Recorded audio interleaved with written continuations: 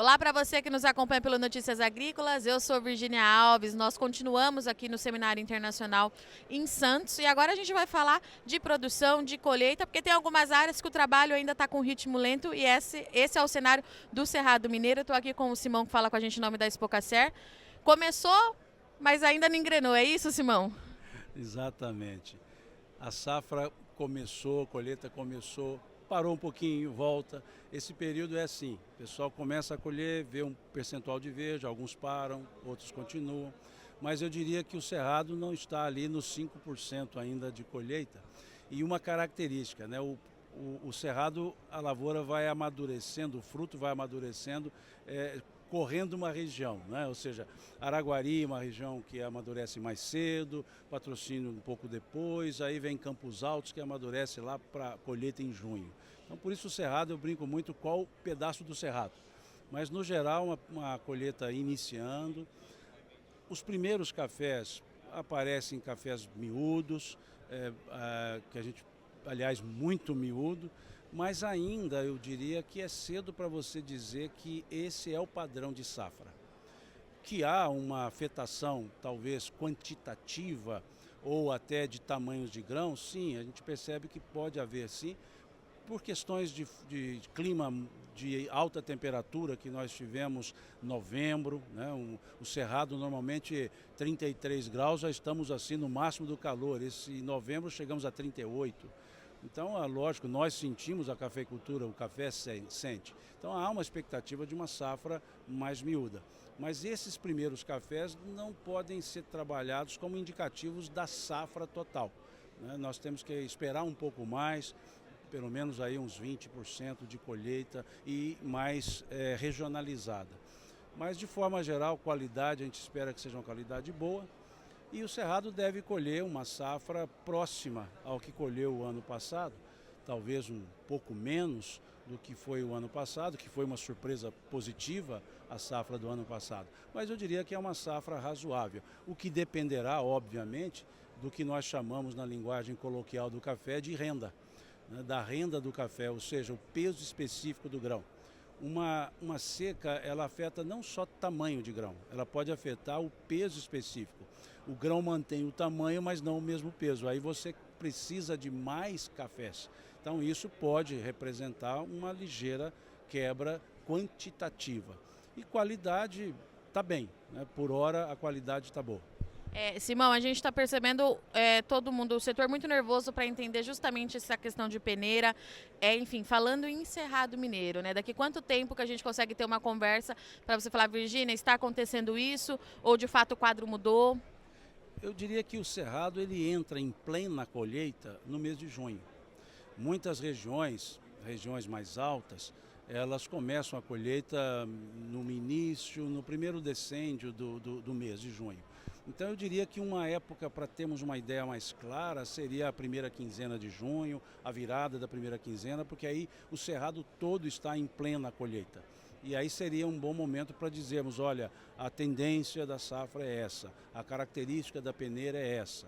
Embora há sim essa apreensão, porque os anos anteriores já mostraram que essas temperaturas elevadas, uma certa ausência de chuva nesses períodos, afetaram produções, por exemplo, no ano de 15, no ano de 17, e isso deixa a gente um pouco apreensivo, deixa o mercado apreensivo. Mas, por hora, vamos ficar na apreensão, aguardando a realidade da colheita. E pós-colheita, Simão, como é que está o clima por lá? Porque aqui para a gente está bem quente. Lá isso está se confirmando também? Está ajudando? O outono desse ano está também diferente, né? A ausência de chuva é natural, né? Isso é até uma vantagem que o Cerrado tem, é o inverno seco. Então é natural o mês de maio já não ter chuvas e isso ir até agosto. Só que há um fator diferente, a temperatura mais elevada, pelo menos até agora. Não quer dizer que teremos inverno quente, não necessariamente. Mas se nós olharmos a curva de temperatura, o outono foi mais quente, o mês de maio foi mais quente. Então isso prejudica de certa forma a árvore. Aquele grão já agranado não prejudica, mas a árvore vai ficar prejudicada para se robustecer. E aí vem o oposto agora, quando retornarão? Normalmente o Cerrado, setembro, meados, já começa o ciclo de chuvas, outubro, então a expectativa não é agora a ausência, é se a temperatura ameniza e se o ciclo volta nas condições normais. Acontecendo isso, nós podemos avizinhar uma safra boa para 25. Não acontecendo isso, vai aquela saga do Cerrado, que eu diria dos últimos 9 anos. A saga de um ano bom, um ano bem ruim e o ano bom também afetado por seca. Desde 2014, o Cerrado vem trabalhando com esse cenário de temperaturas altas e ausência de chuva. Então, se nós olharmos o ciclo dos 9 anos, estamos aquém em termos de precipitação e estamos além em termos de temperatura. Vamos falar agora um pouquinho das ações da Expocacer, porque eu estou acompanhando, cada hora vocês estão num lugar. Como é que está sendo esse reposicionamento que já acontece há algum tempo e se tem surtido o efeito que vocês gostariam aí no mercado internacional? Olha, muito. Na verdade, a gente usa o termo reposicionamento, mas é o posicionamento que ela sempre teve. Talvez agora numa forma mais ágil, de maior visibilidade, com essa reposicionamento de marca, de imagem e mostrar mais o que realmente é o trabalho da Expocacer, que é a cafeicultura de qualidade, sem dúvida, cafés de altíssima qualidade, mas também esse aspecto da sustentabilidade, que lá nós chamamos de sustentabilidade real, né? Aquela sustentabilidade verificada que pode ser vista. E isso tem sido muito forte o trabalho. A cafeicultura regenerativa, a cafeicultura de baixo carbono, isso nós estamos investindo fortemente e agora nós fomos certificados, né? É um programa junto com a Imaflora que desenvolveu, né, o programa Carbono Track, e agora saiu o certificado do primeiro grupo, né, 20 produtores mais ou menos, acreditados, né, como realmente uma cafeicultura de baixa emissão de carbono e, óbvio, né, com consequente sequestro de carbono. Então, mais uma vez, nós estamos um pouco na vanguarda, né, a primeira cooperativa que certifica esse grupo de produção de baixo carbono. A Expocacer foi a primeira também a ter o certificado de cafeicultura regenerativa. Então a gente não é que quer ser a primeira, é que eu falo que nós somos pequenos, então dá para ser mais ágil, né? E um ponto fundamental, né? O cooperado sinérgico com a cooperativa. O cooperado efetivamente confiando na cooperativa. E não há crescimento de uma parte sem outra. Então, o cooperado crescendo, a cooperativa cresce, a cooperativa crescendo, o cooperado cresce. É uma simbiose salutar. E eu diria que nesse reposicionamento isso ficou evidente. Essa simbiose cooperativa-cooperado se retroalimentando e crescendo juntos. E nessa pegada, né, do ecossistema, que é outra forma que também nós estamos demonstrando.